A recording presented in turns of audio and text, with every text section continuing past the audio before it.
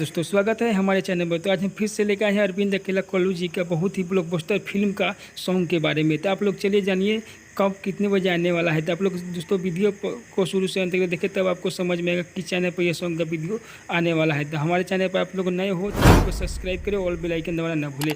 बहुत ही blockbuster hit song release होने जा रहा है। तो आप लोग जानिए कि चैनल पर और कब कितने बजे आने वाला है। तो चलिए दोस्तों वीडियो को स्टार्ट करते हैं। अरविंद अकेला का बहुत ही ब्लॉकबस्टर शुभ घड़ी आयो फिल्म का सॉन्ग रिलीज होने जा रहा है। तो आप लोग जानिए कि चैनल पर आने वाला है। एल्बम का नाम है दिल तोड़ के न जइया। हाँ दोस्तों, एल्बम का नाम है दिल तोड़ के न जइया। बहुत ही ब्लॉकबस्टर। इसे लिखे हैं स्वर्गीय श्याम देहाती।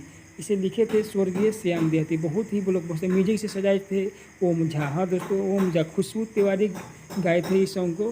गीत सॉन्ग है दोस्तों, बहुत ही ब्लॉकबस्टर हिट सॉन्ग है। शुभ घड़ी आयो फिल्म का सॉन्ग है। तो आप लोग देखना ना भूलें। कल सुबह 5:45 TF से रिलीज होने जा रहा है। तो आप लोग जानिए बहुत ही ब्लॉकबस्टर सॉन्ग है।